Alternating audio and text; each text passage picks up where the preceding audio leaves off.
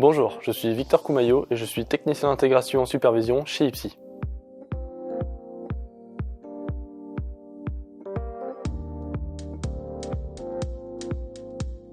Connaître l'état de santé de son système d'information et être alerté des incidents sont importants pour pouvoir identifier les différents problèmes. Pour cela, les outils de supervision comme Zabbix, Nagios ou Centreon permettent de monitorer nos systèmes en remontant des informations soit via des agents, des trappes SNMP, des scripts ou des API. Ces informations peuvent être récupérées soit de manière dite active, soit de manière passive.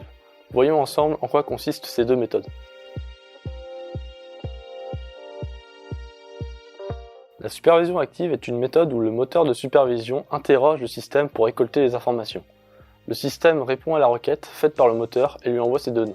Le moteur de supervision peut interroger le système via des plugins ou des scripts qui vont s'exécuter ponctuellement, afin d'avoir l'état de notre système à l'instant T. Ces scripts vont interroger le système via différents protocoles comme SNMP, JMX ou HTTP. Cela permet de récolter des données de performance afin d'éditer des graphiques et d'avoir un aperçu des variations de fonctionnement de notre système. Par contre, il faut adapter les règles de sécurité réseau pour que le moteur de supervision puisse communiquer avec le système d'information. Cela peut être problématique, voire bloquant dans le cas d'environnement cloisonné. Pour y remédier, on peut installer un serveur dit satellite dans l'environnement cloisonné.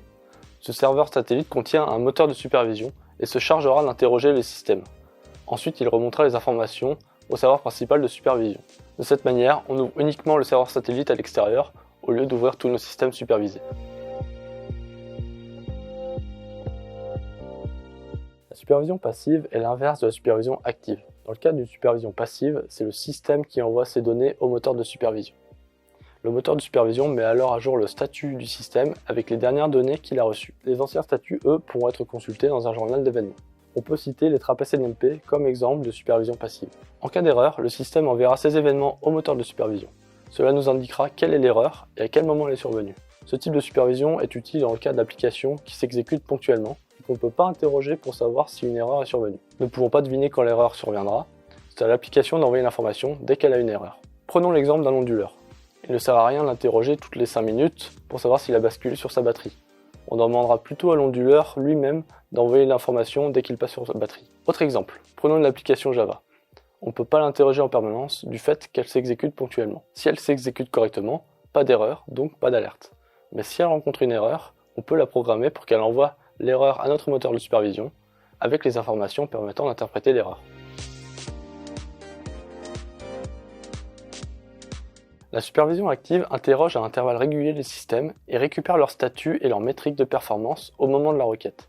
La supervision passive, quant à elle, est à l'écoute d'événements et d'alertes que les systèmes et les applications enverront au moteur de supervision.